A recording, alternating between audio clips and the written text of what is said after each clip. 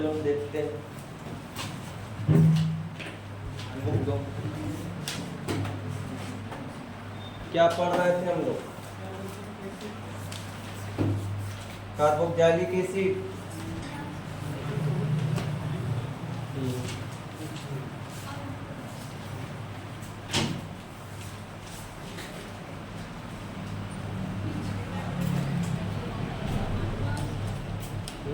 यहाँ से अच्छा एसिडिटी एडर के बारे में अब ध्यान देना।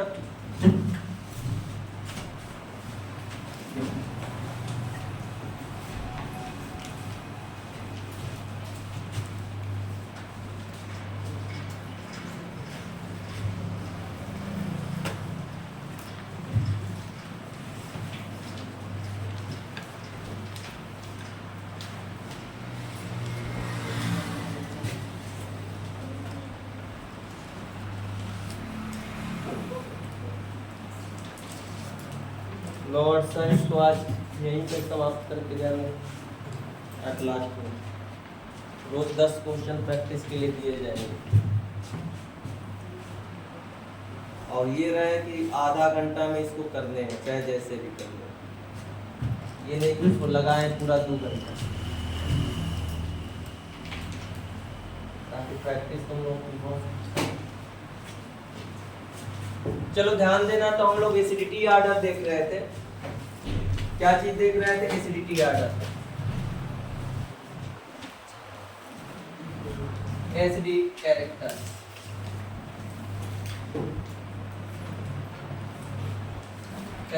अब ध्यान से देखना। अगर हम बात कर रहे हैं एसिडिक कैरेक्टर का, तो जनरली अगर हम बात करते हैं तो फिनॉल से कार्बोक्सिलिक एसिड क्या होता है? ज्यादा एसिडिक। रीजन हमने बताया था, इक्विवेलेंट रेजोनेंस। अब ध्यान देना, वो कौन कौन से फैक्टर हैं जो एसिडिटी को क्या करेंगे? इंक्रीज करेंगे। तो पहला हमारा सबसे ज्यादा इंक्रीज करता है फैक्टर, तो हम लोग नाम लेते हैं minus M effect. Minus effect बहुत तगड़ा होता है। माइनस एम इफेक्ट सबसे ज्यादा एसिडिक को क्या करता है? इफेक्ट करता है।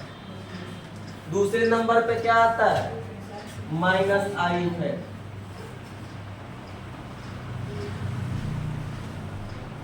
खास करके हम लोगों को इन दोनों इफेक्ट के बारे में ये पता है कि ये दोनों परमानेंट इफेक्ट, इनमें टेम्पोररी कोई नहीं है। दोनों क्या है? परमानेंट। चाहे रिएक्शन हो या ना हो, ये दोनों हमेशा लगेंगे। साथ में हम ये जानते हैं कि जो माइनस आई है ये डिस्टेंस डिपेंडेंट है। ये किस पे निर्भर करता है? डिस्टेंस पे। जितना दूर उतना कम और जितना पास उतना ज्यादा। लेकिन ये हमारा डिस्टेंस पे निर्भर नहीं करता है। ये हमेशा कहाँ लगता है? आर्थो और पैरा और सेम अमाउंट पे लगता है। तो हम ये बता रहे हैं कि ये दोनों इफेक्ट क्या करेंगे? एसिडिटी को इंक्रीज करेंगे। Increase acidity. ये दोनों इफेक्ट एसिडिटी को क्या करेंगे? इंक्रीज करेंगे। इसी में हमारा एक फैक्टर आता है, हमेशा बात किया जाता है पी के। हमारा क्या फैक्टर आता है? पी के। अगर जब भी तुम्हें अरेंज करने के लिए बोले कि पी के को अरेंज करो, तो इस बात को हमेशा ध्यान देना कि अगर पी के बारे में पूछ रहा है तो तुम एसिडिटी को अरेंज कर लो, उसका रिवर्स कर लेना। पी के हमारा रिवर्स होता है, कहीं पे नोट कर लेना। अगर हमें पी के बारे में बोल रहा है कि पी के का आर्डर डिसाइड करो, तो हम लोग एसिडिटी का आर्डर जो आएगा उसको लिख लो। उसका उल्टा क्या होता है? पी के। मतलब जिस एसिड के लिए जितना पी के ज्यादा होगा वो उतना कम एसिडिक होगा, और जितना कम होगा वो उतना ज्यादा एसिडिक होगा। तो हम वन वे में ये बोल सकते हैं कि पी के हमेशा क्या होता है? Inversely proportional acidity. Inversely proportional होता है ये। इस बात को हमेशा ध्यान देना। जबकि बेसिसिटी में पीकेबी के बारे में बोला जाएगा, और यहाँ पे हम किसके बारे में बोल रहे हैं? पीकेबी के बारे में। तो हम 1 बाय 1 करके देखते हैं एनसीईआरटी में क्या लिखा है। उसके साथ एक चीज और यहाँ समझना कि जब भी हम लोग बेंजोइक एसिड के बारे में बात करेंगे तो बेंजोइक एसिड में एक इफेक्ट आएगा जिसको नाम देते हैं आर्थो इफेक्ट। इसका कुछ अलग ही मतलब होगा, इसको भी हम लोग अभी आज ही डिस्कस करेंगे कि आर्थो इफेक्ट है क्या। इसको मात्र 1-2-10 सेकंड लगेगा, उसको बस रख लेना ये है। तो देखते हैं 1 बाय 1 करके इसका इफेक्ट क्या है, कैसे ये वर्क करता है, ये एनसीईआरटी में क्या इसके बारे में लिखा है। उसके साथ हम एडिशनल भी चीजें डिस्कस करेंगे। किसको किसको ये नहीं मिला है सेट प्रैक्टिस सेट, इसको यहीं करके जाना है, घर पे नहीं करना है, घर के लिए नहीं दे रहे। 12 क्वेश्चन है, आधा घंटा में करना, अभी नहीं, कब? जब बायो की क्लास समाप्त हो जाए तब।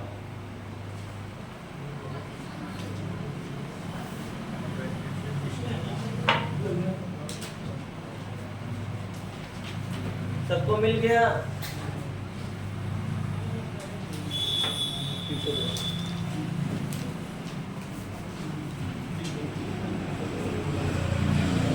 देख ही लेना है उसमें से। चलो भाई आगे देखते हैं हम लोग। कहाँ से पढ़ना था? डायरेक्ट पढ़ो। Direct attachment of groups such as phenyl or vinyl to the carboxylic acid increases the acidity of corresponding carboxylic acid. Contrary to the technique expected due to the resonance effects of अब ध्यान देना, एक यहाँ नाम ले रहा है vinyl और फिनाइल, दो चीजों का नाम लिया है। अगर कहीं कार्बोक्सिलिक ग्रुप से क्या जुड़ गया? विनाइल। एलाइल की बात नहीं कर रहा है, किसकी बात कर रहा है? विनाइल। या बोल रहा है फिनाइल। अगर ये दोनों अगर जुड़ रहे हैं तो उस कार्बोक्सिलिक एसिड का एसिडिटी को क्या करते हैं? इंक्रीज करते हैं। क्या करते हैं? इंक्रीज करते हैं। जैसे मान जाओ कि यहाँ पे हमारा था CO और यहाँ पे क्या था? O माइनस, ये हमारा था O माइनस। ये क्या कर रहे थे आपस में? अरे जो जैसे इससे क्या हमने जोड़ दिया? H2C, यहाँ पे CH, ये क्या है हमारा? विनाइल। ये क्या नाम है इसका? विनाइल। यही तो बोलते हैं इतने पार्ट फॉर विनाइल और डायरेक्ट अटैच। तो ये होगा क्या कि ये जहां रेजोनेंस में जा रहा था, अब यहाँ ध्यान देना कि ये भी क्या है इसके साथ? कंजुगेटेड। ये तो नहीं है, ये इसके साथ क्या है? कंजुगेशन में। ये इसके साथ क्या हो रहा है? कंजुगेशन में। और कंजुगेशन में होने की वजह से नेगेटिव चार्ज की स्टेबिलिटी क्या कर रहा है? इंक्रीज कर रहा है। इसलिए यहाँ पे एसिडिटी ये क्या हो रहा है? इंक्रीज कर रहा है। तो चाहे ये जुड़े चाहे फिनाइल जुड़े, फिनाइल का मतलब इतना पार्ट, अगर ये दोनों जुड़ रहे हैं किससे? कार्बोक्सिलिक ग्रुप से, तो ये नेगेटिव आयन की स्टेबिलिटी को क्या कर रहे हैं? बढ़ा रहे हैं, खींच रहे हैं वो पर। यहाँ पर भी खींच रहा है वो, वहां पर भी खींच रहा है। तो ये इस केस में दोनों क्या कर रहे हैं? एसिडिटी को इंक्रीज कर रहे हैं। अब आगे समझना,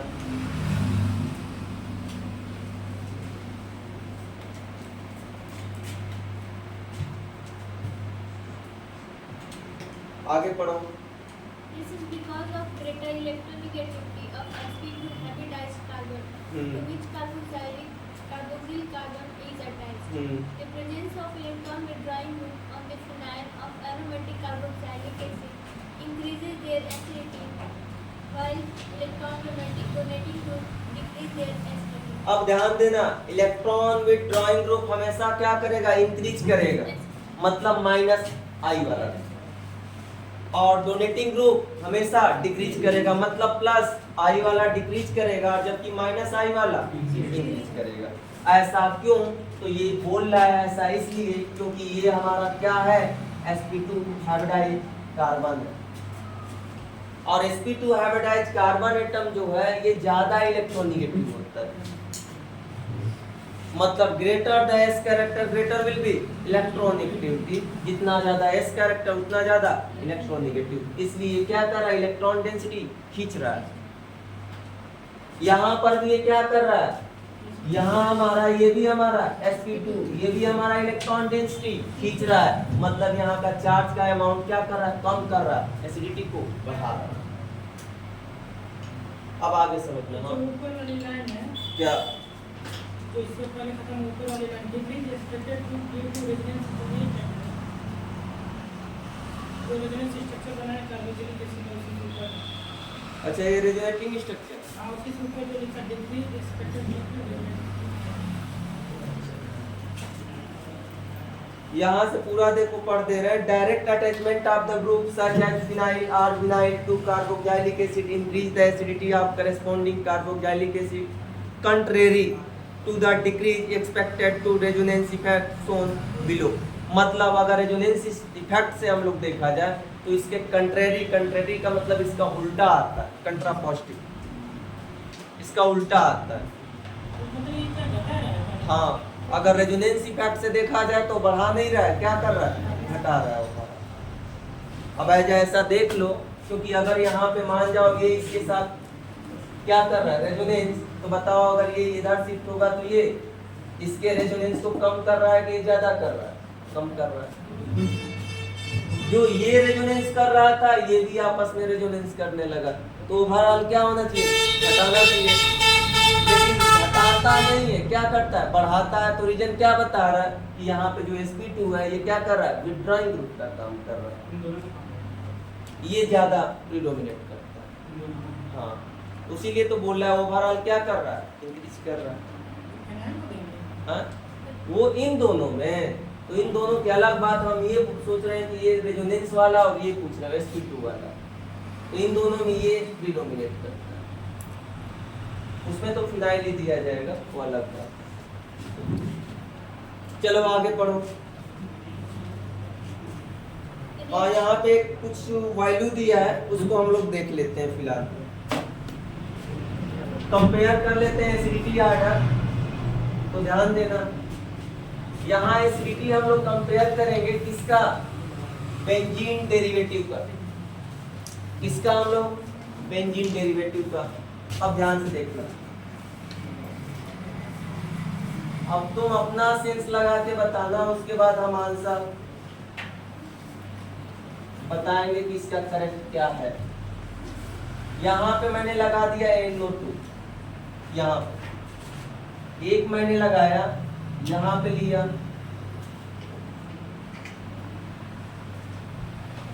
COOH और यहाँ पे हमने लगा दिया NO2। एक मैं ले रहा हूं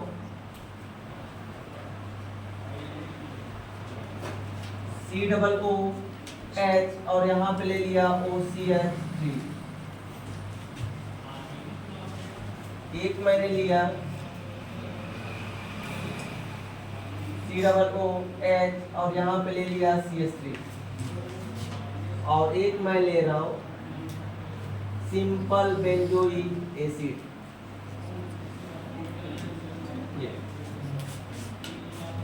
हम इसको फर्स्ट मान रहे हैं, इसको सेकंड मान रहे हैं, इसको थर्ड और इसको फोर्थ और इसको फिफ्थ। तुम बस ये बताओ एसिडिटी आर्डर क्या है इससे?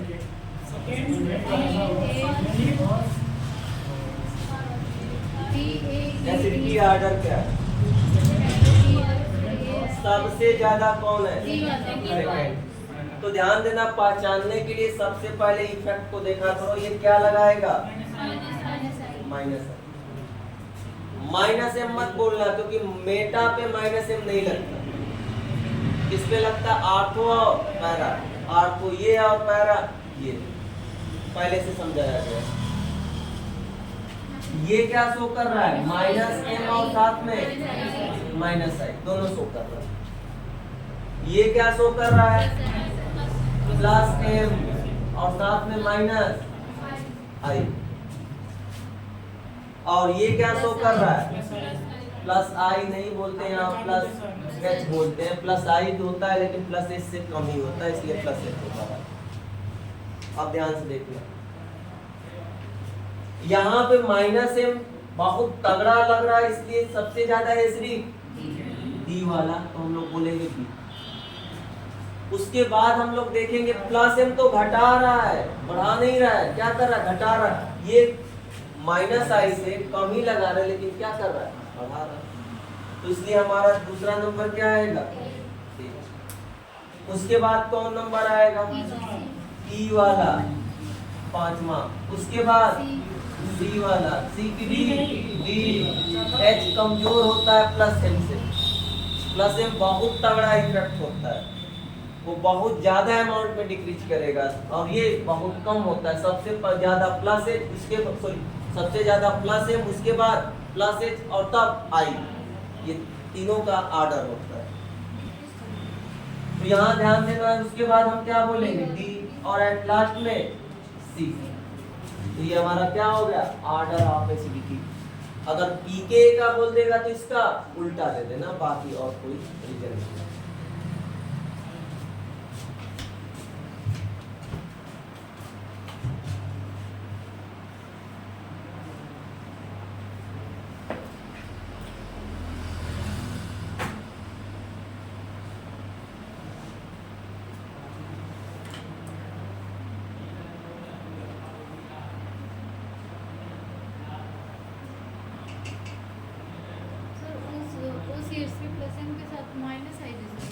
ये ऑक्सीजन है ना, ऑक्सीजन हमेशा ज्यादा इससे इलेक्ट्रोनेगेटिव है, इसलिए -i होता है। लेकिन प्रीडोमिनेट कौन है, +m।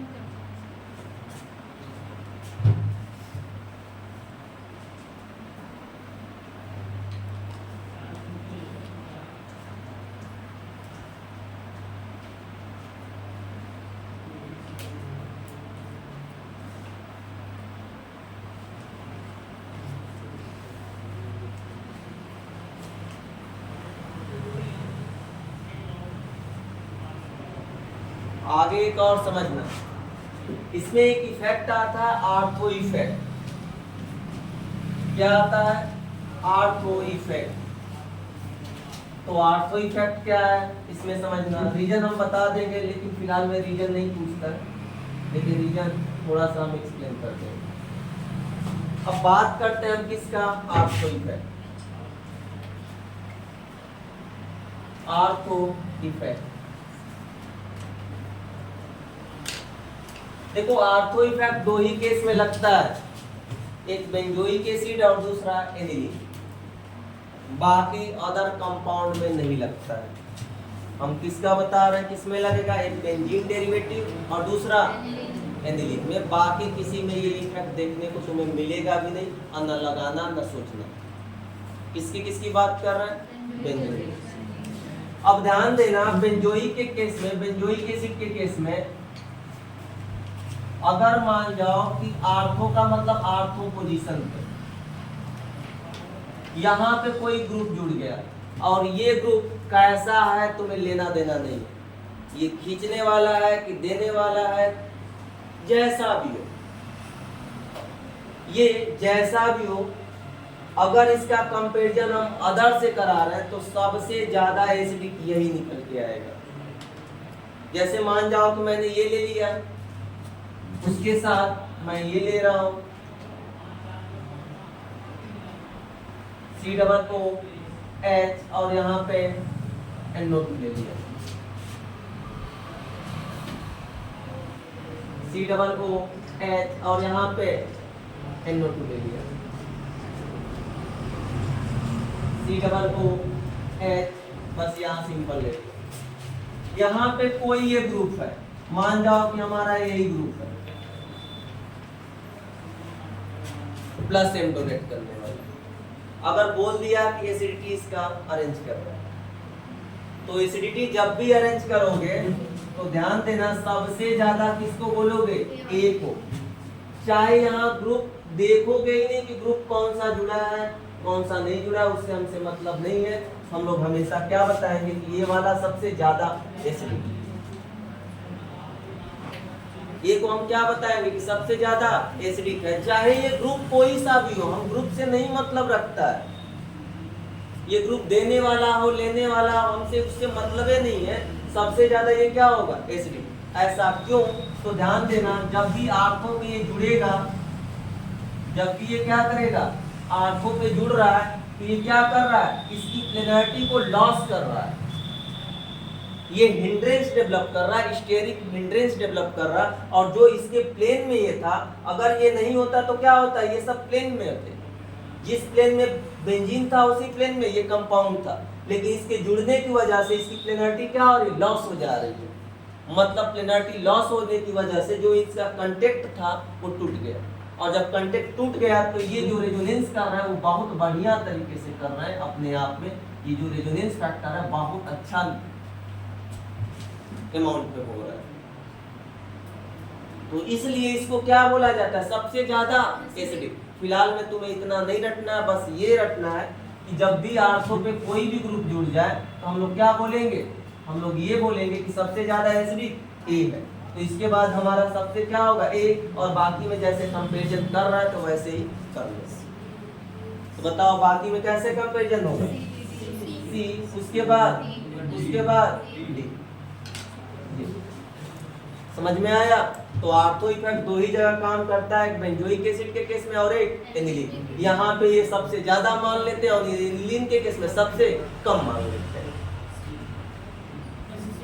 हाँ, बेसिसिटी में कम मान लेंगे और यहाँ पे सबसे ज्यादा मान लेंगे, बस इतना ही हम लोग फर्क पड़ता है, बाकी कुछ नहीं।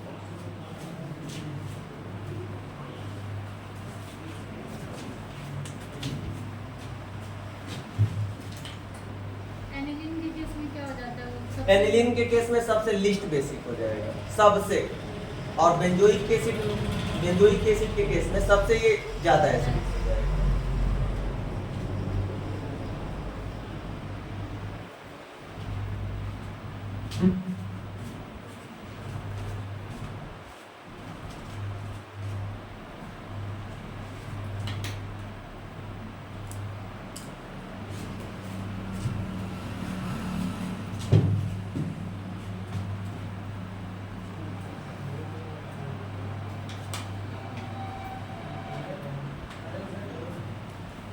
चलो आगे ध्यान दो। तो पीके निकाल लोगे ना, कोई दिक्कत नहीं ना है, एसिडिटी निकाल लेना, उसका उल्टा आंसर दे देना। एनिलीन के केस में मैंने बताया कि आर्थो पोजीशन पे चाहे कोई भी ग्रुप जो हो जाए जुड़ जाए सबसे लिस्ट बेसिक हो जाएगा, और बेंजोइक के केस में चाहे कोई भी ग्रुप जाए सबसे ज्यादा एसिडिक हो जाएगा। बस यही तो मैंने दो चीजें बताया। फिलहाल में जब आएगा तो वहाँ पे हम चर्चा करेंगे। हाँ, अरे कौन हो रहेगा, हम पहले ही बोल दिए कि कोई भी रहे, यहाँ फर्क नहीं पड़ता कि NO2 है कि क्या है, कोई भी है सबसे ज्यादा एसिडिक यही होगा।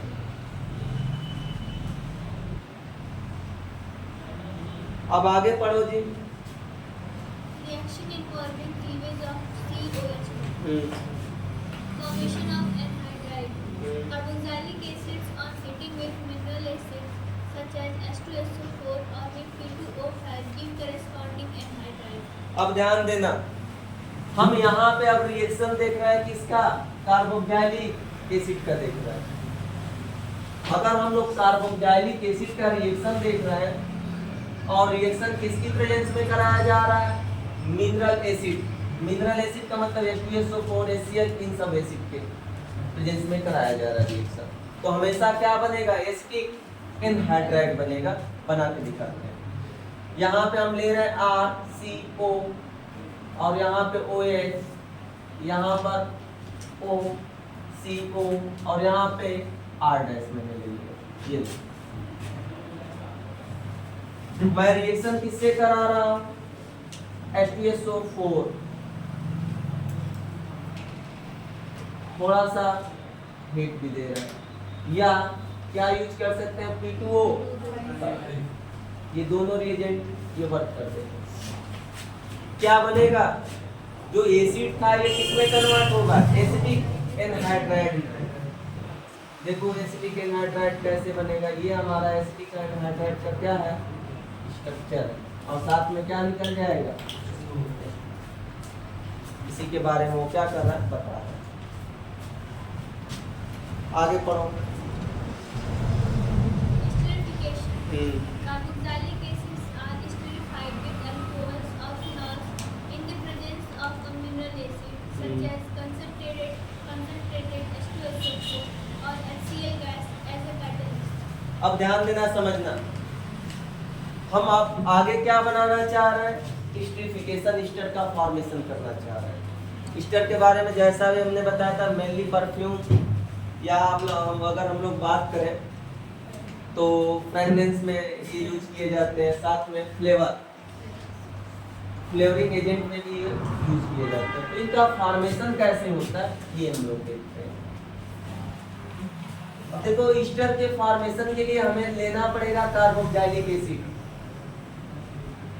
और यहाँ पे हम ले सकते हैं एल्कोहल या फिनॉल। फिनॉल के साथ भी ये रिएक्शन हो सकती है।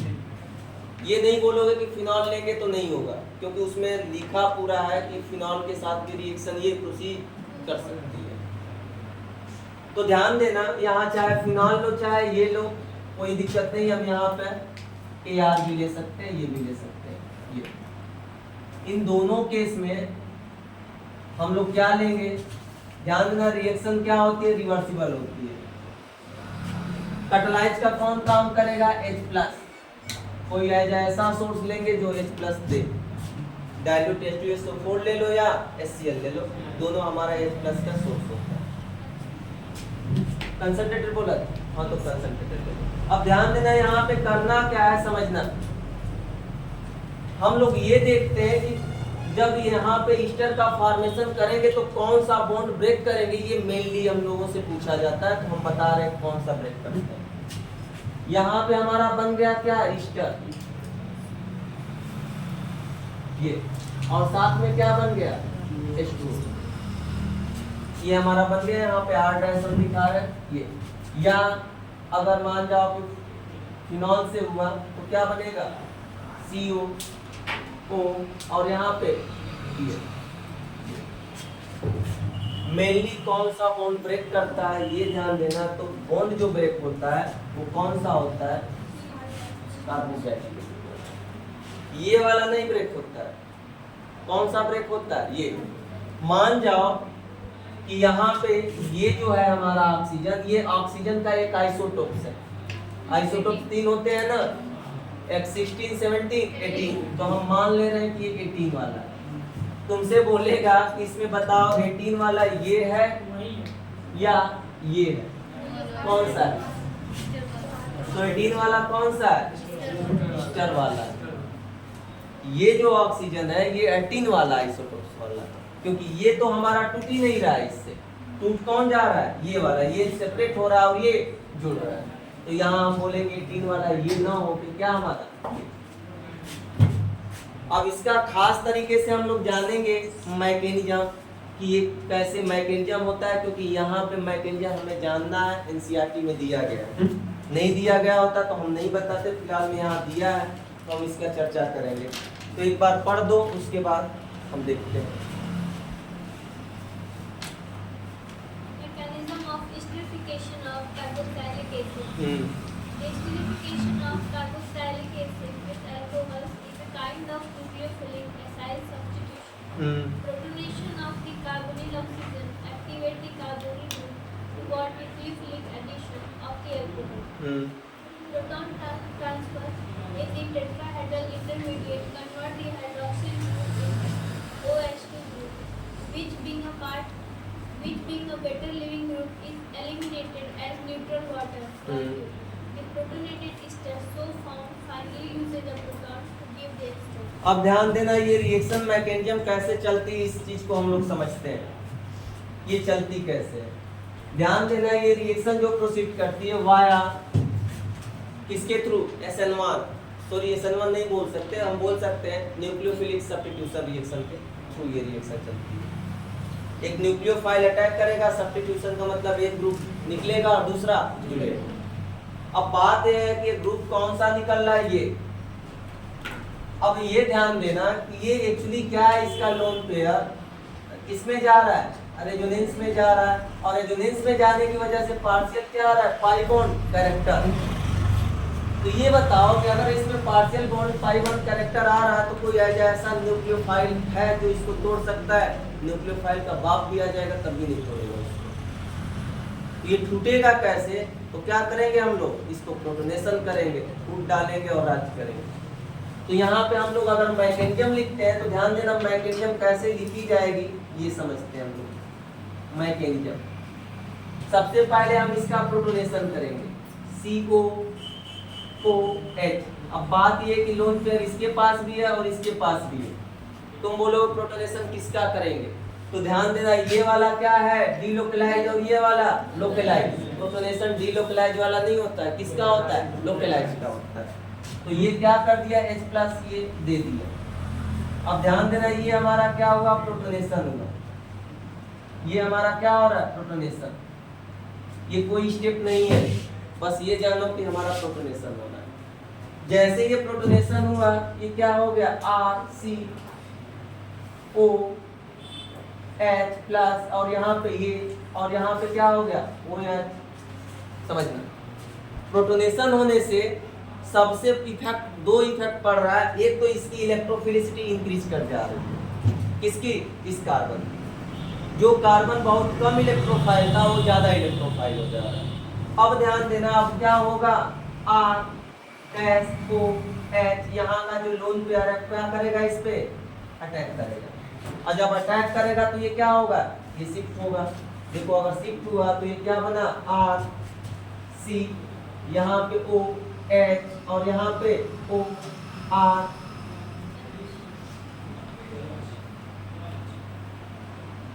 और साथ में क्या होगा? H। इसके साथ H मिलता है ये प्लस। यहाँ पे क्या हुआ जी? OH। अब आगे ध्यान देना एक्चुअली यहाँ पे H+ जो दे रहा है वो क्या दे रहा है? H2SO4 तो ले भी सकता है। तो यहाँ पे एक्स्ट्रा में जो H हो रहा है उसको क्या कर रहा है? ये ले रहा है इस H को।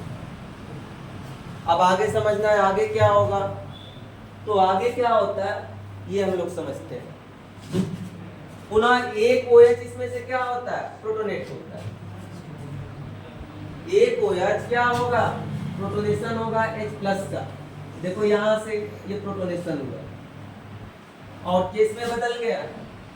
RCOH और यहाँ से OH 2+ और यहाँ से OR।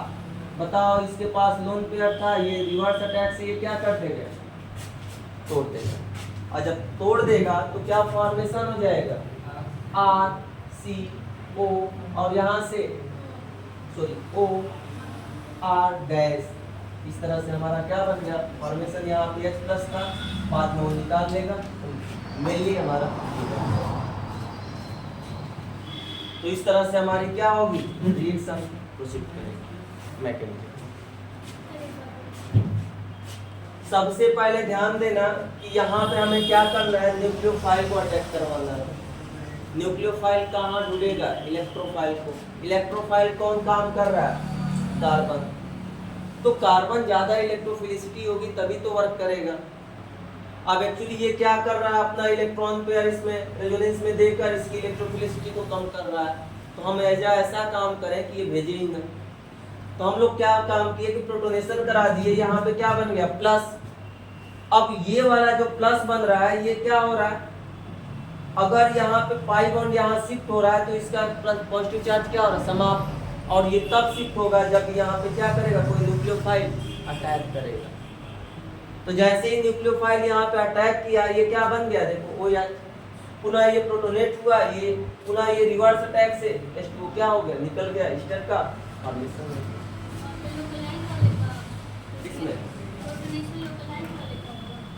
हाँ ये लोकलाइज है, इसका थोड़ी होगा, ये तो डीलोकलाइज है। चलो आगे भाई।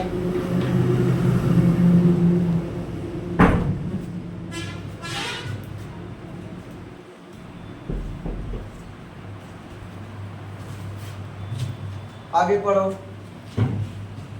Reaction with PCl5, PCl3 and SaCl2. Hydroxyl group of carboxylic acid will alike that of alcohol and is easily replaced by chlorine atom alternating with PCl5, PCl3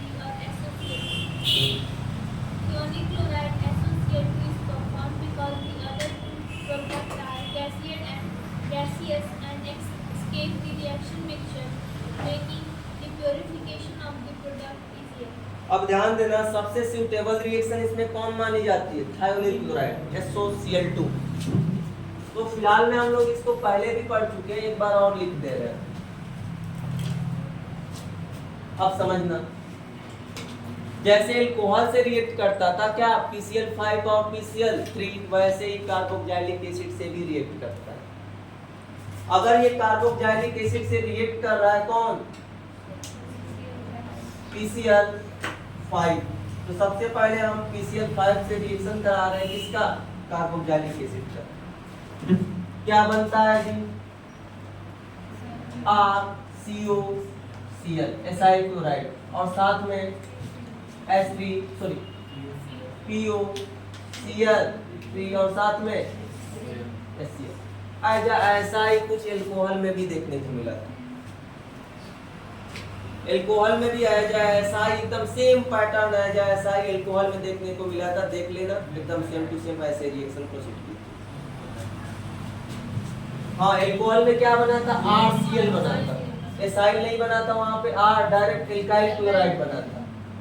अगर हम RCOH और इस बार क्या कर रहे हैं PCl3 से, तो रिएक्शन में फर्क ये पड़ता है कि ध्यान देना, इस बार क्या बनता है? प्रोडक्ट तो यही बनता है, लेकिन बाई प्रोडक्ट अगर बोलेंगे तो क्या बनता है? H3PO3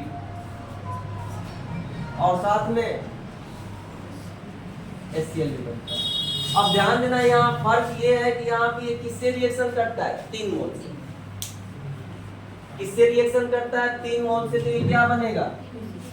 3 मोल बनेगा। कहाँ? अरे और रिएक्शन प्रोडक्ट हमारा ये बनेगा। नेक्स्ट किसकी बात कर रहा है? Thionyl chloride. बैलेंस नहीं है,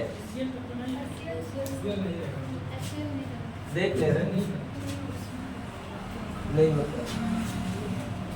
यहाँ पे हम बात कर रहे हैं SOCl2। बताओ क्या बनेगा? और ये रिएक्शन बड़ी सूटेबल मानी जाती है, सल्फर डाइऑक्साइड और साथ में HCl। इस तरह से हमारा रिएक्शन का क्या होगा? फॉर्मेशन होगा प्रोडक्ट का। सेम मैनर एकदम क्या था? अल्कोहल के साथ।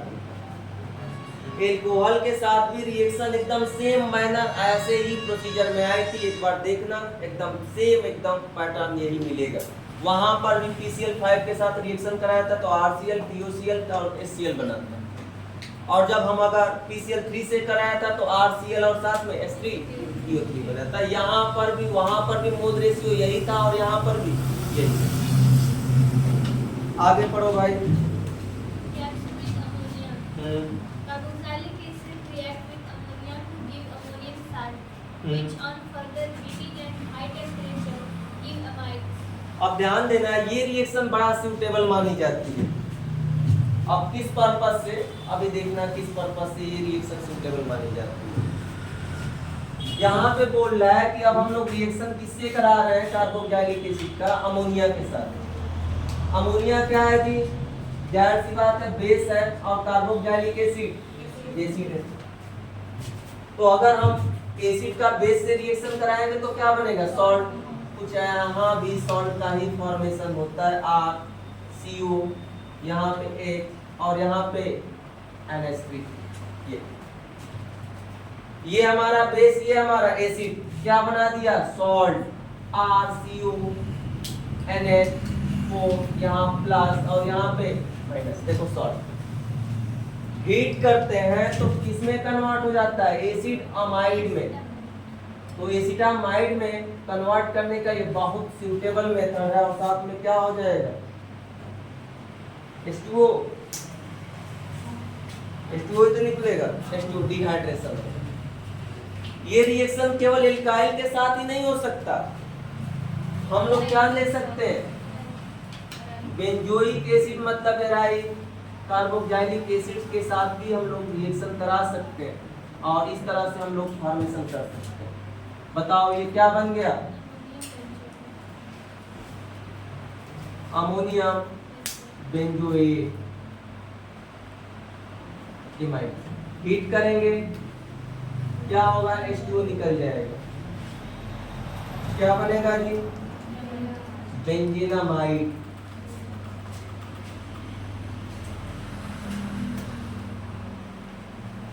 क्या बन गया, बेंजीनामाइड। एक रिएक्शन होती है जो बेंजीनामाइड को किसमें, नाइट्राइल में चेंज करती है, क्या होती है, हाफमान ब्रोमामाइड रिएक्शन। हाफमान क्या होता है, अच्छा एनिलीन बनाता है, हाँ NH2, हाँ हाफमान ब्रोमामाइड। एक होता है कुछ है जाए ऐसा, अब देखेंगे अभी क्या नाम से आ रहा है। फिलहाल में वो अगर हम हाफमान ब्रोमामाइड रिएक्शन करा दें तो ये क्या करेगा, NH2 में एनिलीन बना देता है डायरेक्ट, अमाइड को किस में कन्वर्ट कर देता है, एनिलीन में। मैकेनिज्म थोड़ा सा कॉम्प्लेक्स उसकी होगी। चलो भाई आगे, एक रिएक्शन और हम लोग देख रहे हैं, इसको भी देख लो।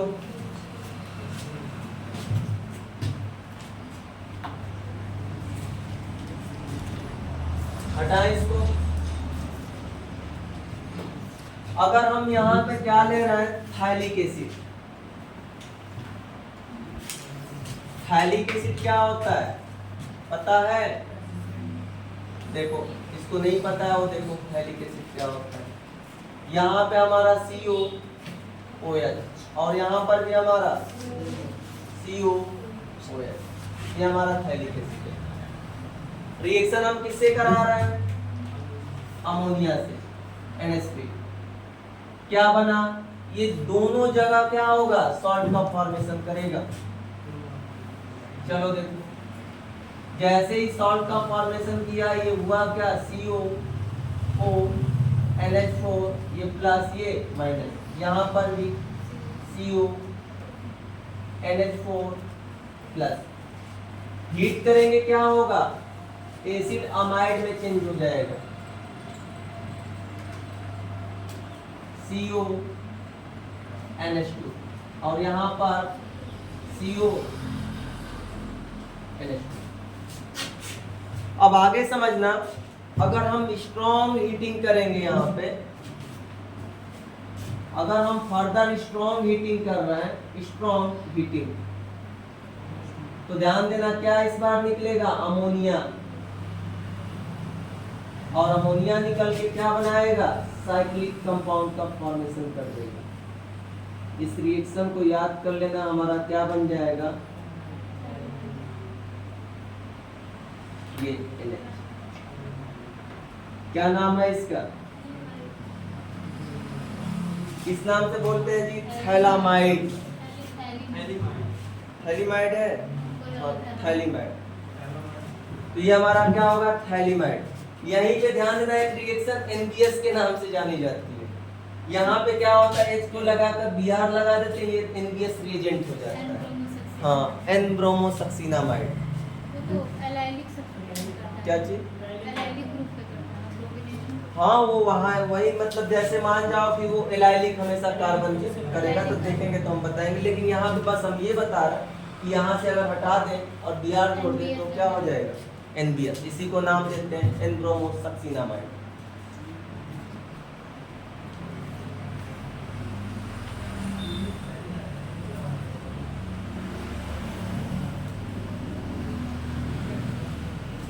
चलो भाई आगे पढ़ो, देखते हैं आगे क्या होता है। Reaction involving COH2. Reduction. Carboxylic acids are reduced to primary alcohol by lithium aluminum hydride or better with diborane. Diborane does not easily reduce functional groups such as ester, nitro, yellow acid. Sodium borohydride does not reduce the carboxylic group.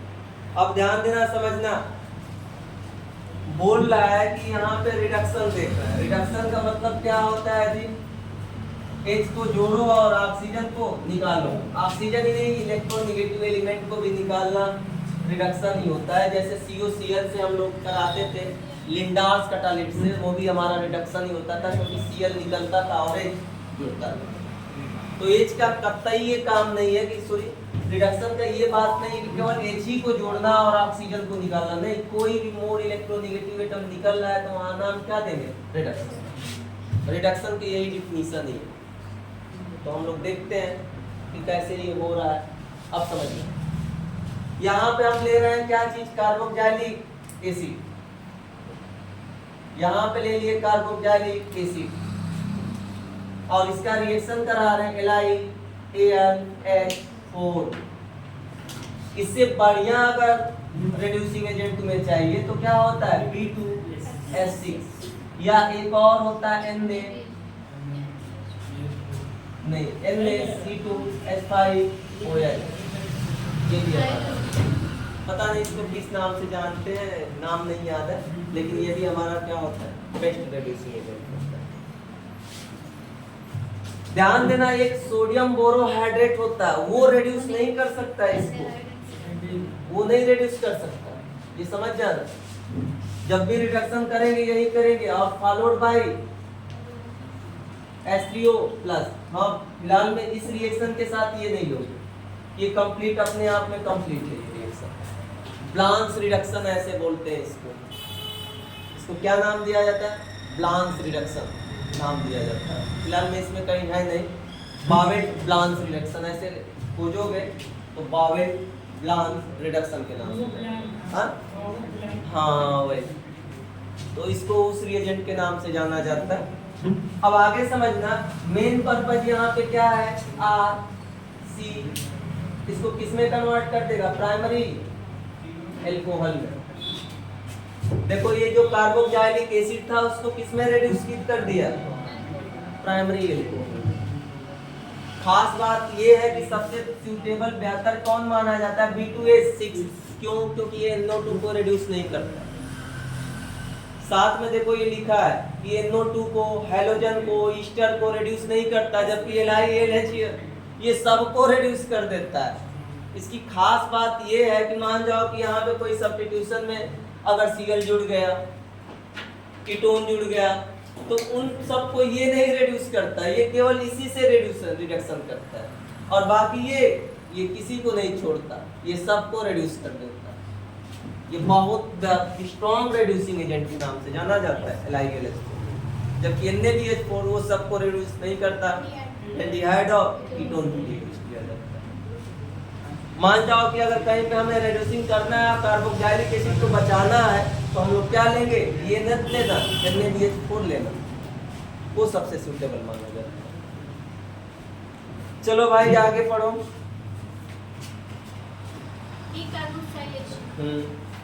Carboxylic acid lose carbon dioxide from hydrocarbons when their sodium salts are heated to soda lime, NaOH, FCO, the ratio। हाँ, ratio इसमें याद होना चाहिए तुम्हें।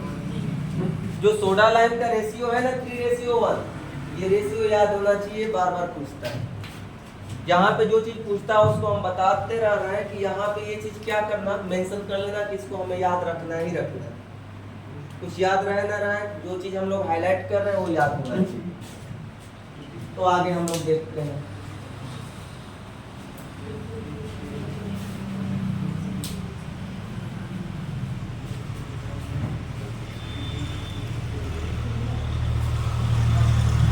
अब आगे समझना, हम यहाँ पे ले रहे हैं RCONA।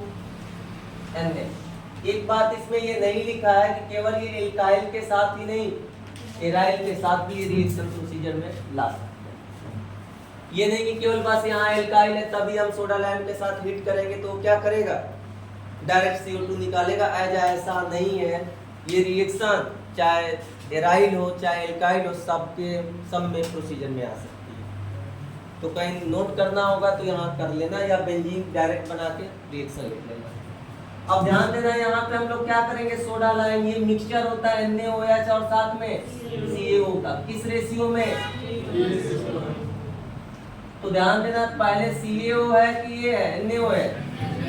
हाँ, तब ये बताना, नहीं तो उल्टा बोलेगा तो उल्टा ही बताना।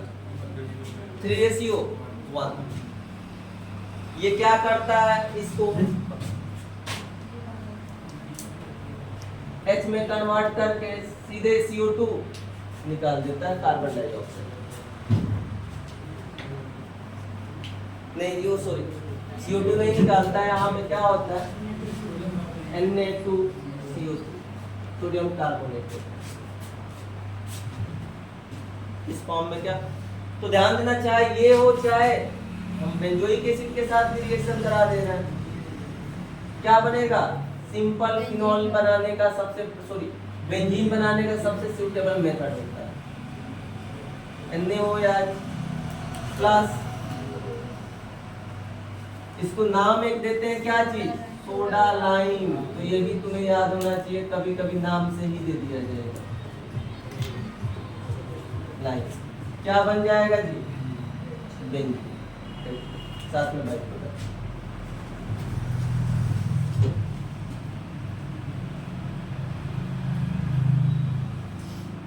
आगे Alkyl metal salts of carboxylic acid also undergo decarboxylation on electrolysis of their aqueous solutions and form hydrocarbons having twice the number of carbon atoms present in the alkyl group of the acid. The reaction is known as Kolbe electrolysis. अब ध्यान देना, Kolbe electrolysis का नाम सुने हो, तुम्हें बताया गया था कहाँ पे, हाइड्रोकार्बन में। तो ये क्या करता है, रेडिकल का फॉर्मेशन करता था और हमेशा क्या होता है, लॉन्ग चेन का, हाँ इस लॉन्ग चेन में हमेशा इवन नंबर का बनता था, ये भी बताया गया था। तो हम यहाँ लिख दे रहे हैं, बोल रहा है कि अगर हमें ये दे दे RCOONA, जिसको नहीं पता होगा लिख लेना, हम क्या ले रहे हैं, एक्वास, यहाँ पे क्या लेंगे, एक्वास, मतलब NaOH भी ले लो, या सॉरी NaOH H2O। क्या करेंगे, इलेक्ट्रोलाइसिस, इलेक्ट्रोलाइसिस मैंने बताया था कि यहाँ पे मेनली क्या होता है, एनोड और कैथोड दोनों मैंने बताया था। एनोड पे कौन जाता है, एल्काइल वाला कार्बोक्सिलेट आयन, और उसी पे क्या डेवलप होता है, CO2। अभी हम लिख दे रहे हैं मैकेनिज्म भी। तो यहाँ पे ध्यान देना, ये बनेगा क्या, तुम्हें हम बनाने के लिए बोले थे कि इसका प्रोडक्ट जब भी बनाना तुम क्या करना, इसको तोड़ ताड़ के रेडिकल जनरेट कर लेना। ये बताओ, एक रेडिकल और एक यहाँ पे एक रेडिकल, ये दोनों आपस में जुड़ेंगे तो क्या बनाएंगे, R। प्रोडक्ट लिखने का सबसे सूटेबल तरीका। तो यहाँ पे क्या बना हमारा, R, साथ में CO2, उसके साथ H2O नहीं होता है H2, और साथ में NaOH। ये हमारा फॉर्मूला। जैसे तुम्हें दे दिया, मान जाओ, देखो तो बना पा रहे हो, क्योंकि ये रिएक्शन बार बार हम देते हैं। हम क्या कर रहे हैं, इलेक्ट्रोलाइसिस।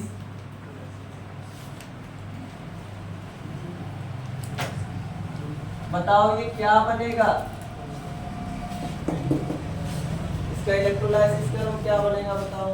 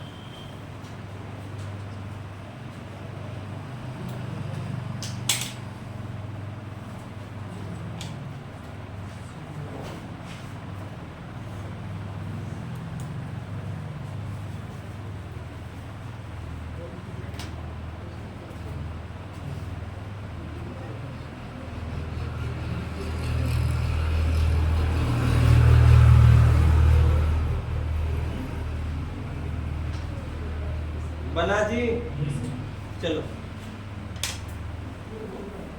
इसका नहीं बना। क्या करेंगे जी, कुछ करना नहीं है, तुम्हें हम बताए हैं कि सिंपल ये निकाल के क्या बना लो, रेडिकल, और दो रेडिकल ले आके क्या करो, अटैच कर दो, लेकिन सिंगल बॉन्ड से करना, ये नहीं कि डायरेक्ट इसी से ले आके जोड़ दें। ये समझ में आया? अब आगे समझना। अगर हमें दे दे H3C CH CH3 CO Na, बताओ इसका इलेक्ट्रोलाइसिस करेंगे तो क्या बनेगा?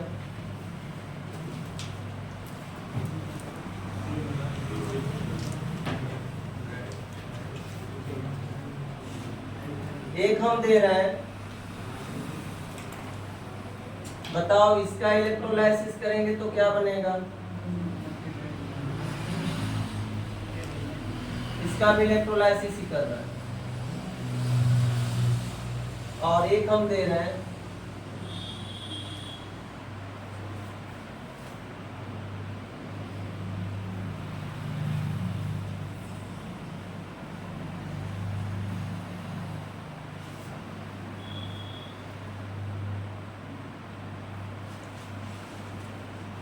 इसका इलेक्ट्रोलाइसिस करेंगे तो क्या बनेगा? और फिलहाल में एक सिंपल दे रहे हैं जिसकी हम मैकेनिज्म बताएंगे, ताकि तुम्हें ये पता चल जाए कि एनोड पे क्या होता है, कैथोड पे क्या होता है, ये सारी चीजें। तो हम एक सिंपल तुम्हें देंगे H3C COO Na प्लस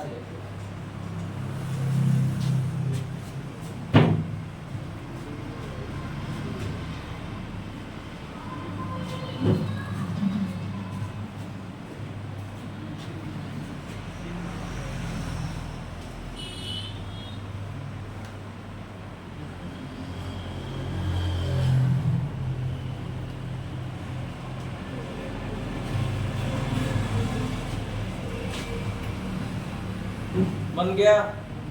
चलो देखो, इसमें कुछ करना नहीं है, ये रेडिकल बनाओ और ऐसा ही रेडिकल इधर लिख के क्या कर दो, जोड़ दो।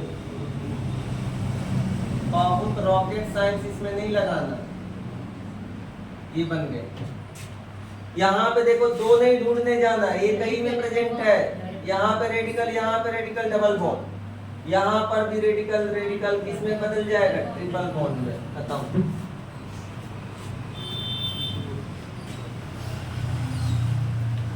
अब आगे समझना है, इसका अगर हमें प्रोडक्ट लिखना है तो क्या होगा, H3C CH। खास तरीके से ये ध्यान देना कि इस रिएक्शन में हमेशा इवन नंबर का कार्बन एटम, मतलब इवन नंबर का हमेशा हाइड्रोकार्बन फॉर्मेशन। आगे समझना, अगर हम इस रिएक्शन का लिखना चाह रहे हैं क्या चीज, मैकेनिज्म, तो मैकेनिज्म में सबसे पहले एक एनोड आता है। एनोड कैसा होता है जी, पॉजिटिव। बताओ पॉजिटिव पे क्या पहुंचेगा, निगेटिव।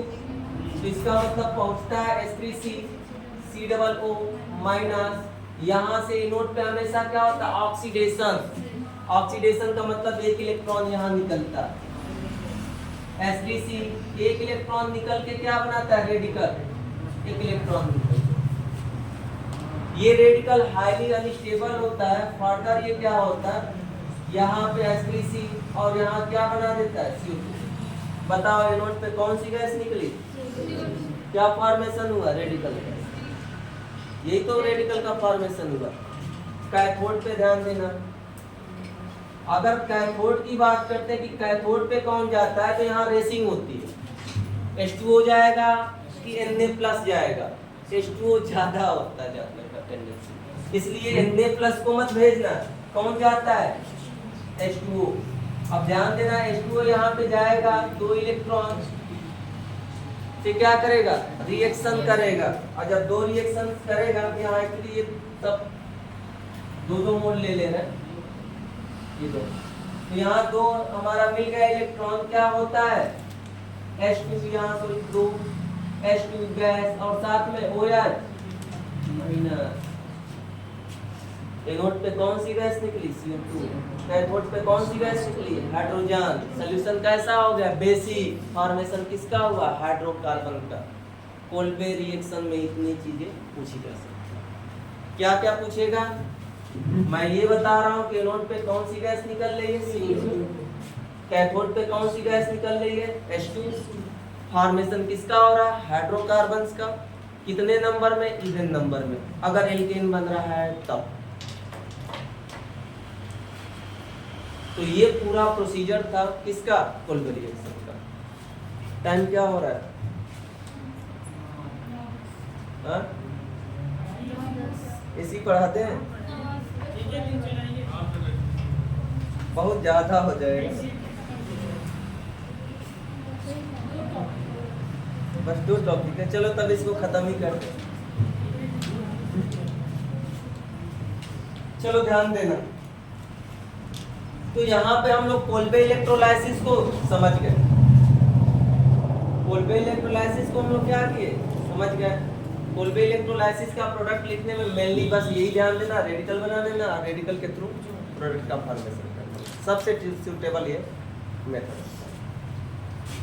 अब आगे हम लोग देखेंगे हैलोजिनेशन, और इसमें हम लोग देखेंगे HBZ रिएक्शन, मतलब HBZ हेल ओल्हार्ड गिलेंस्की रिएक्शन, और जिसको हम लोग शॉर्ट फॉर्म में बोलेंगे हमारा वतन जिंदाबाद। HBZ, H मतलब हमारा, B मतलब वतन, और Z फॉर जिंदाबाद। और इसका फुल नाम है हेल ओल्हार्ड गिलेंस्की रिएक्शन। होता क्या है, तो ध्यान देना, होता क्या है, यहाँ पे जो अल्फा कार्बन है वहीं पे एक जाके एक चिपक जाता है, बाकी और कुछ नहीं होता है। बस यही इसमें रिएक्शन का मेन पार्ट है। चलो अब 1 बाय 1 करके देखते हैं। इन सबको लिख लेना जी, ये जो बताया हम CO2O2 निकलता है, पूछेगा। अच्छा पूछेगा तो कहोगे कि नहीं बताया तो हमारा दोस्त नहीं है, हम पूरा सब कुछ बताते हैं, जो जो पूछता है सब बताते रहते हैं।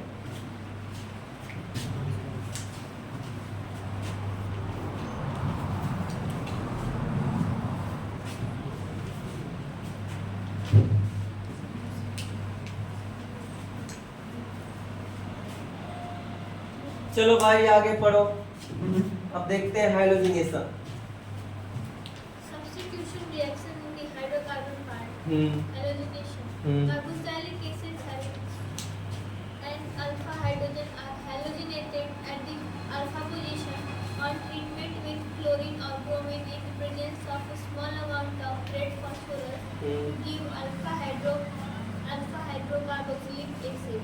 The reaction is known as Helmholtz-Zielinski reaction. अब ध्यान देना, यहाँ पे हम बात कर रहे हैं हेल-ओल्हार्ड-जिलिंस्की रिएक्शन, जिसको हम लोग नाम दे रहे हैं HBZ, या हमने नाम दिया हमारा वतन जिंदाबाद। मतलब ये याद करने का तरीका है, लेकिन ये इसका फुल मीनिंग नहीं। फुल मीनिंग जो हमने बताया, हेल-ओल्हार्ड-जिलिंस्की रिएक्शन। खास बात ये कि ये रिएक्शन देता कौन है, तो ये रिएक्शन वो कार्बोक्सिलिक एसिड देते हैं जिनके पास अल्फा H हो, और जिनके पास नहीं हो वो नहीं देते। तो पहली टर्मिनोलॉजी हमने क्या बताया कि ये वो कार्बोक्सिलिक एसिड देगा जिसके पास अल्फा H हो, अगर नहीं होगा तो नहीं देगा। तो देखते हैं रिएक्शन को। यहाँ पे हम लिखते हैं RCH2 और यहाँ पे COH। देखो इसके पास क्या है, अल्फा कार्बन, और इस कार्बन के पास क्या है, अल्फा H, और हमें तो चाहिए एक, यहाँ पे तो फिलहाल में 2 मिलेगा। ध्यान देना यहाँ पे दूसरा हम रिएक्शन किससे कराते हैं, H2 में मेनली 2 ही हम लोग सबमर्ज करते हैं। किसको, एक हम क्लोरीन और दूसरा ब्रोमीन, बाकी से रिएक्शन नहीं होता है। क्लोरीन से तो मेनली हम लोग किसी में देखते ही नहीं। जब भी फ्लोरीन प्रोडक्ट बनाया जाता, मैंने बताया था कि क्या सॉल्ट रिएक्शन के थ्रू बनाते हैं, बाकी नहीं बनाते। और आयोडीन का जब भी क्योंकि एक बहुत ज्यादा रिएक्टिव और एक लेस रिएक्टिव, इन दोनों की बात ही नहीं किया जाता। हमेशा परेशान कौन रहते हैं, ये बीच वाले। जो बहुत हाई लेवल पे है ना वो भी रिलैक्स की जिंदगी जी रहा है, और जो कटोरा मांग के भिखारी बना हुआ है वो भी हमारा रिलैक्स जिंदगी जी रहा है। और हम लोग क्या है, मीडियम वाले हैं, परेशान हम ही लोग रहते हैं। इसी तरह रिएक्शन में यूज इन्हीं का होता है, इन्हीं के लिए नियम कानून सब कुछ इन्हीं के लिए बनाया जाता है। अब ध्यान देना आगे, अगर यहाँ पे मेन अगर रिएजेंट हम लोग देखेंगे तो क्या लेंगे, रेड फास्फोरस, और साथ में क्या लेंगे, वो तो है ही है, साथ में एक और H2O हाइड्रोलाइसिस।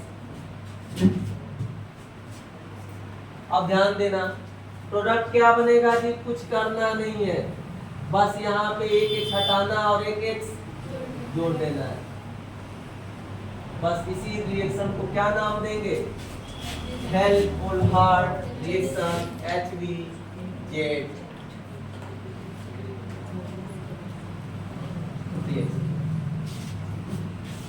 समझ में आया?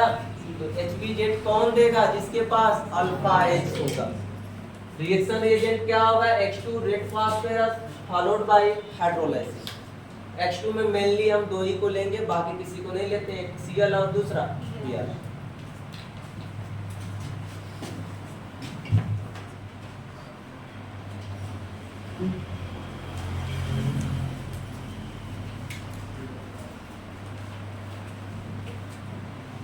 नेक्स्ट आगे पढ़ो।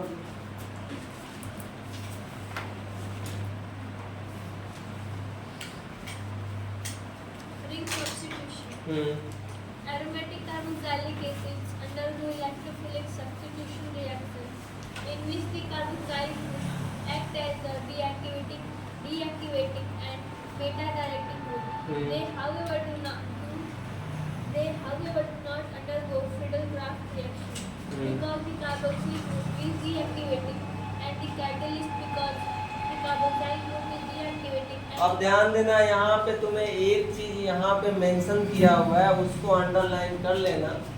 एक बार हम पढ़ दे रहे हैं क्या ये बता रहा है, उसको सुन लो और उसको हाईलाइट कर लो। बोल रहा है कि aromatic carboxylic acid undergo electrophilic substitution reaction in which carboxylic group act as a deactivating. जैसा कि हम लोग जानते हैं कि COOH कैसा काम करता है, डीएक्टिवेटिंग। -M का वर्क करता है, इसका मतलब बेंजीन रिंग को क्या करता है, इलेक्ट्रॉन डेंसिटी डिक्रीज करता है, मींस डीएक्टिवेट करता है। अगर इस कंडीशन में कभी भी सब्स्टिट्यूशन रिएक्शन होगा तो ऑर्थो पैरा पे नहीं जोड़ोगे, क्या जोड़ोगे, मेटा पे। लेकिन उसके साथ एक और चीज जोड़ रहा है, क्या बोल रहा है, इसको आगे देखना। बोल रहा है आगे, Meta directing group they however do not undergo Friedel-Crafts reaction. इसका फ्रीडल-क्राफ्ट एल्काइलेशन या एसाइलेशन नहीं होता। आज ऐसा क्यों, तो उसको भी बता रहा है कि ऐसा इसलिए कि because the carboxylic group is deactivating and catalyst aluminum chloride Lewis acid gets bonded to the carboxylic group। तो मेन रीजन यही है, तो ये फ्रीडल-क्राफ्ट एल्काइलेशन नहीं देता। अब ध्यान देना, तो क्या क्या देता है वो चीज देखते हैं। तो फिलहाल में हम पहला इसका देखते हैं, नाइट्रेशन। तो अगर कार्बोक्सिलिक हम एसिड ले रहे हैं, आप क्या करा रहे हैं, इसका नाइट्रेशन करा रहे हैं। COOH क्या लिया जा रहा है कि कंसंट्रेटेड HNO3 साथ में HCSO4। ये क्या है, मेटा डायरेक्टिंग है। मेटा डायरेक्टिंग का मतलब अगर नाइट्रो ग्रुप जोड़ेंगे तो कहाँ जोड़ेंगे, मेटा पे जोड़ेंगे, ऑर्थो पैरा पे मत जोड़ेंगे। अगर हम इसका ब्रोमिनेशन कराएं मींस Br2 Br3, तो बताओ यहाँ पर भी क्या जोड़ेगा, Meta.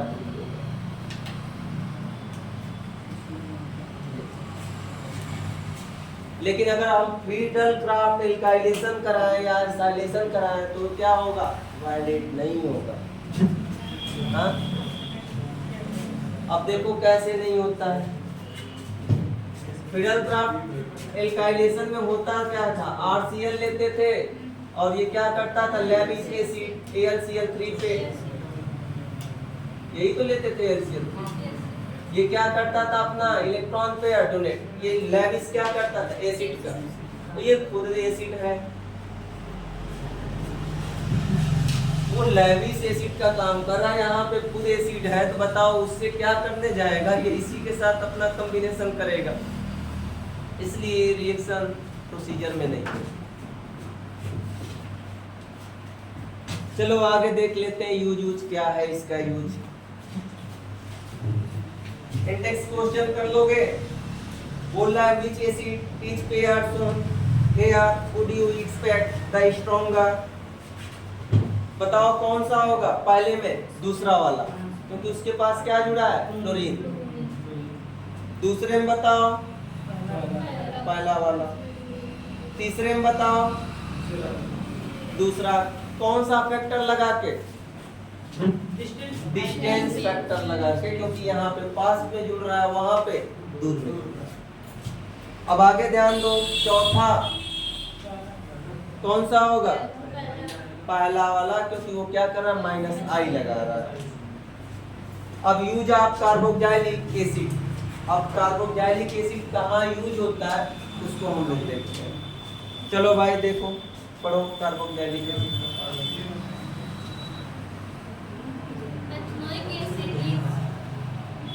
Methanoic acid is used in rubber, textile, dyeing, leather, and electroplating industries.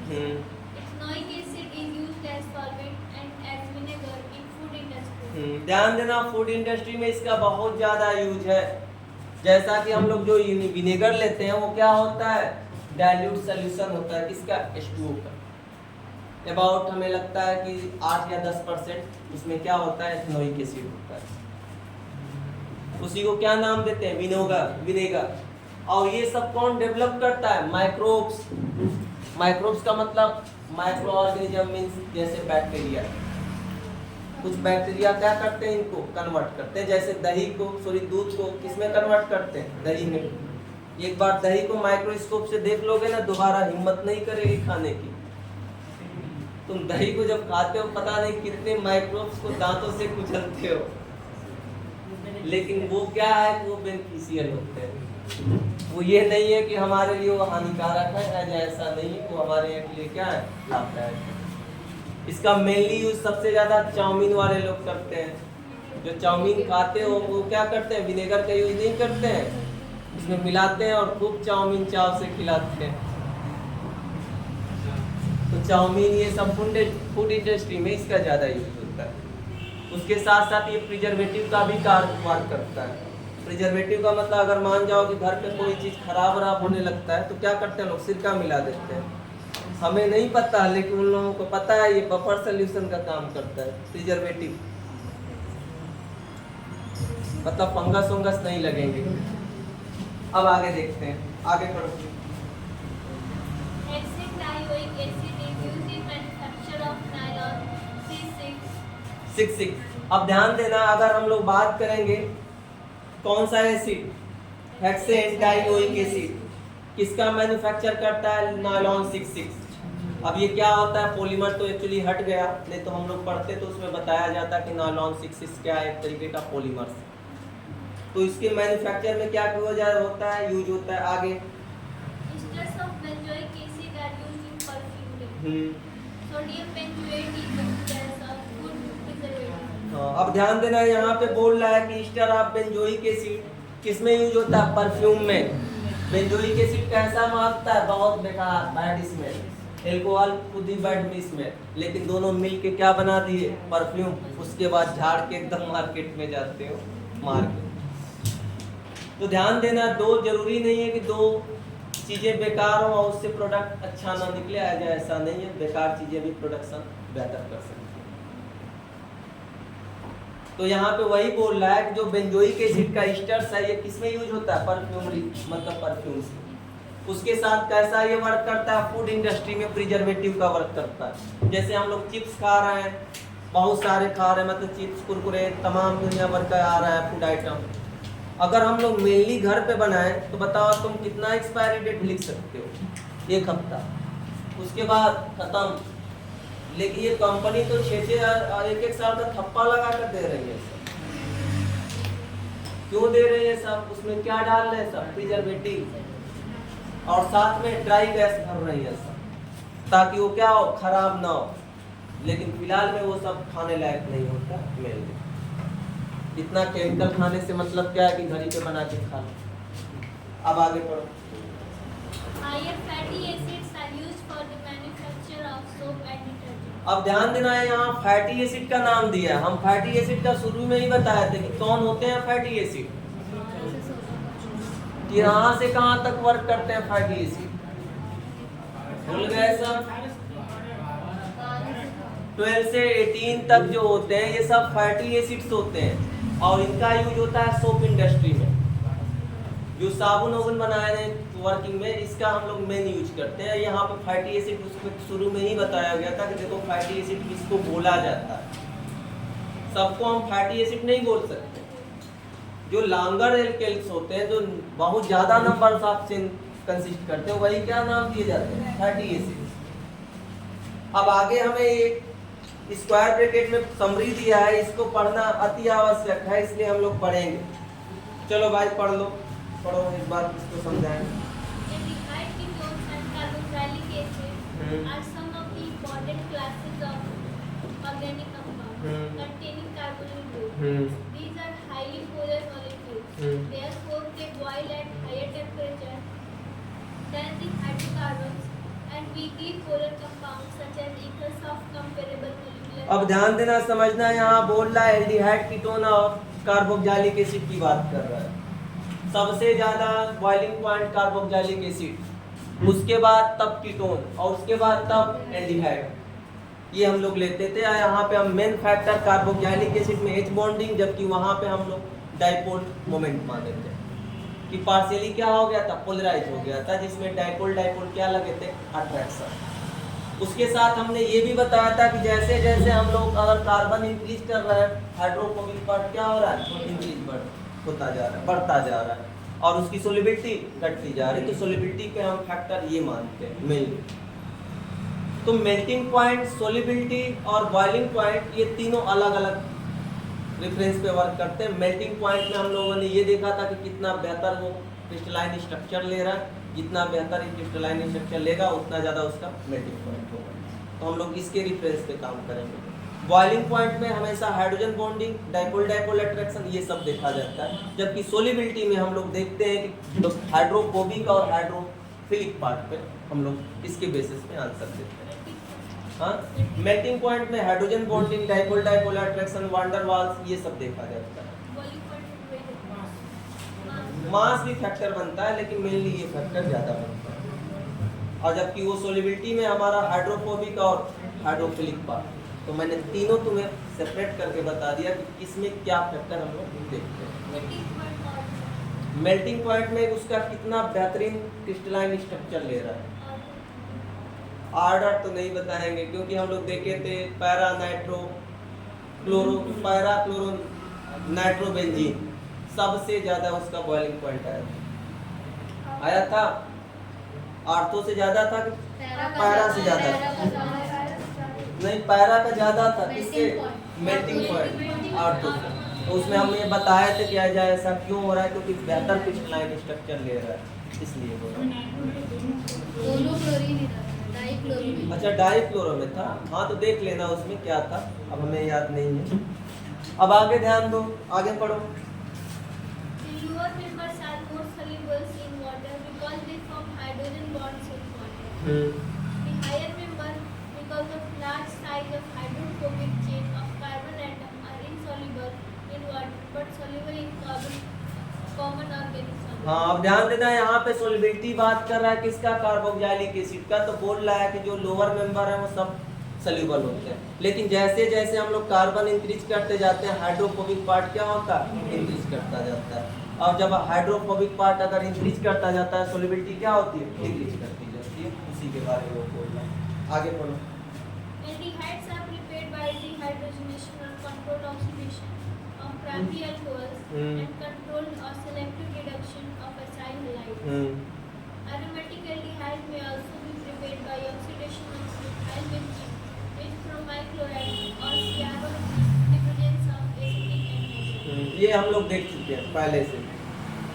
Second, formylation of arenes with carbon monoxide and hydrochloric and formylation of arenes with carbon monoxide and chloride or by hydrolysis of formylation of arenes with carbon monoxide and presence of acidic anhydride.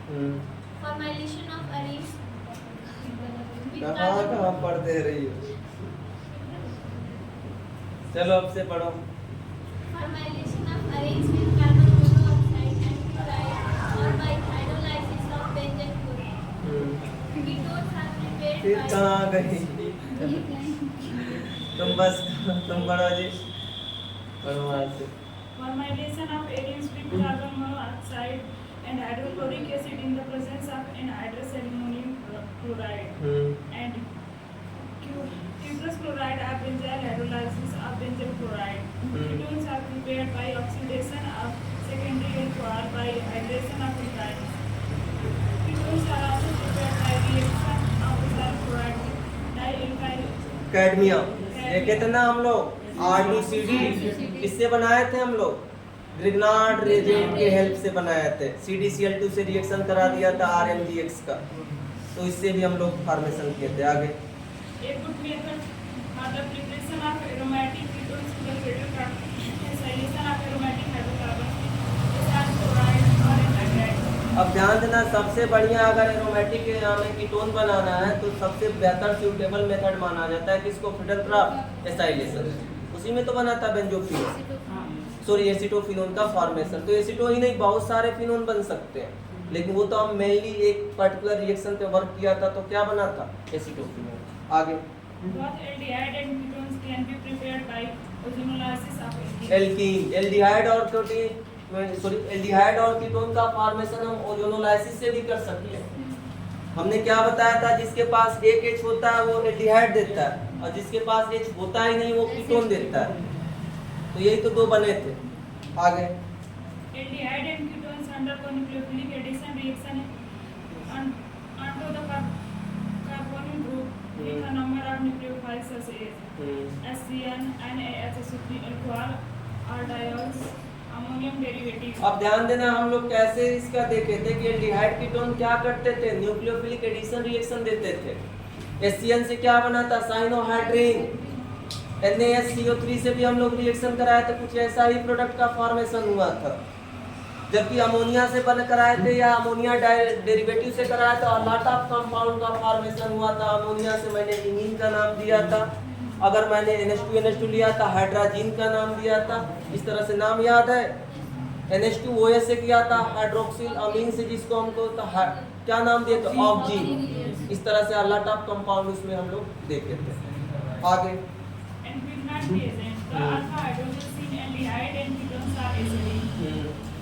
और ध्यान देना, यहाँ पे बोल रहा है कि हम लोग ये पहले से ही जानते हैं कि जो अल्फा हाइड्रोजन होता है किसका? एल्डिहाइड और कीटोन का, वो क्या होता है? एसिडिक होता है। इसीलिए इस रिएक्शन में एल्डोल पढ़ी जाती थी। एल्डोल का मेन पर्पज यही था, एसिडिक हाइड्रोजन होना। अगर एसिडिक हाइड्रोजन नहीं होता तो एल्डोल नहीं होता। आगे Therefore, aldehyde and ketones having at least one alpha hydrogen undergo aldol condensation in the presence of a base to give alpha hydroxy aldehyde, aldol and alpha hydroxy ketone respectively. Aldehyde having no alpha hydrogen undergo Cannizzaro reaction in the presence of concentrated alkyne. अब ध्यान देना, यहाँ पे जिसके पास alpha hydrogen था वो क्या दिया था? एल्डोल। और जिसके पास था ही नहीं, कैनिजारो। कैनिजारो में हम लोग एक मोल को रिड्यूस किए थे, दूसरे को ऑक्सीडाइज। रिड्यूस किसको किए थे? जहाँ पे हिंड्रेंस कम, जहाँ पे हिंड्रेंस कम था ऑक्सीडाइज हुआ था, और जहाँ पे हिंड्रेंस कम ज़्यादा था रिड्यूस हुआ था। अगर दो अलग अलग दे देता, अगर एक ही दे तो जिसको चाहे उसको ऑक्सीडाइज करो, जिसको चाहे उसको रिड्यूस करो। एल्डिहाइड जब भी ऑक्सीडाइज होगा कार्बोक्सिलेट आयन में, और रिड्यूस होगा तो एल्कोहल में। आगे Aldehydes and ketone are reduced to alcohol with an BF4 with an ammonium hydrochloride or by catalytic hydrogenation. अब ध्यान देना, इनका हम लोग क्या कर सकते हैं? रिडक्शन भी कर सकते हैं। किसका यूज करके? सोडियम बोरोहाइड्राइड, मतलब सोडियम बोरोहाइड्राइड का मीन NaBH4 और दूसरा LiLH 4, साथ में कैटालिटिक का मतलब H2 in presence of nickel, palladium, platinum, तीनों कैटालिस्ट को हम लोग क्या कर सकते हैं, ऐड कर सकते हैं। आगे The carbonyl group of aldehyde and ketones can be reduced to a methylene group by Clemmensen reduction. हाँ। अब ध्यान देना, अगर इसका कंप्लीट रिडक्शन करना है तो हम दो रिएक्शन को बताए थे, एक क्या बताए थे, क्लेमेंसन और एक उल्फ-किस्नर।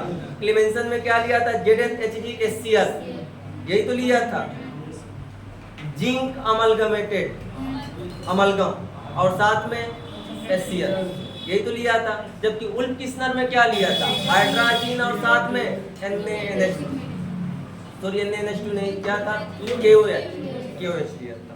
आगे Aldehyde are easily oxidized to carboxylic acid by mild oxidizing reagents such as toluene reagent and Fehling reagents. अब ध्यान देना, एल्डिहाइड के बारे में बता रहा है कि एल्डिहाइड को हम और तरीके से ऑक्सीडाइज कर सकते हैं, माइल्ड ऑक्सीडाइजिंग एजेंट टोलेंस, और दूसरा फेलिंग सॉल्यूशन।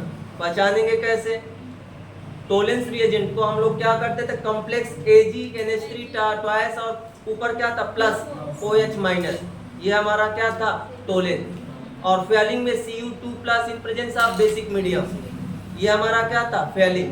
लेकिन हमने ये बताया था कि टोलेन क्या होता है, बेंजल्डिहाइड को भी ऑक्सीडाइज करता है लेकिन फेलिंग नहीं करता, एरोमेटिक के साथ रिएक्शन नहीं करता।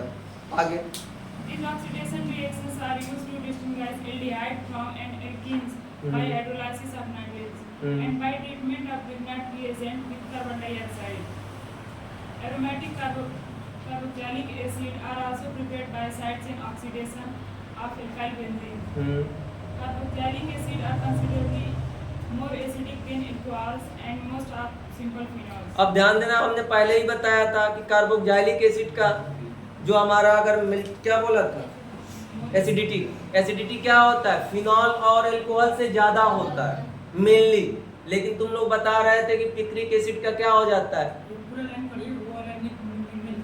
मिल रहा है, चलो एक बार और पढ़ो।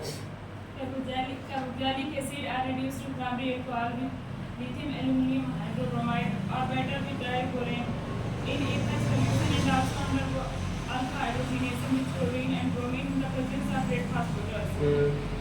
Hydrogenesis नहीं, उसके बारे में कुछ नहीं बता रहा। हाँ?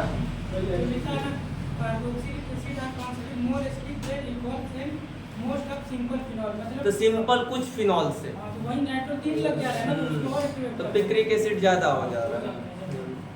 आगे methanal, ethanal, propanone, benzaldehyde, formic acid, acetic acid and benzoic acid are highly useful compound in industry. तो इस तरह से हम लोग का ये क्या हो गया, समाप्त। तो हम लोग अब अगला क्या पढ़ेंगे, फिलहाल में तुम लोग होमवर्क ले लो, 1 से लेके इसमें 15 तक लो, 1 से लेके 15 तक। एग्जाम्पलर है, नहीं लाए, कोई लाया एग्जाम्पलर, दो, उसमें होमवर्क दें।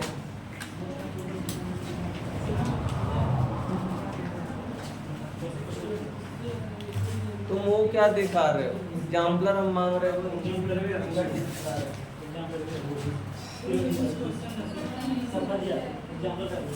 वही दिया है पूरा, इसमें बस 10 ही क्वेश्चन था।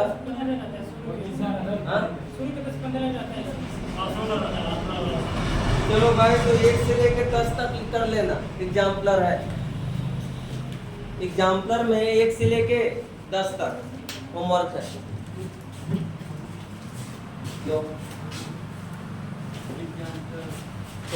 नेक्स्ट हम लोग कल डिस्कस करेंगे फिलहाल में, उसके बाद हमारे पास क्या आएगा, अमीन, और इस मंथ में शायद ये खत्म कर देंगे, शायद नहीं खत्म कर दिया जाएगा, इससे हम लोग छुटकारा पा जाएंगे, मतलब ऑर्गेनिक हम लोग खत्म हो जाएगा।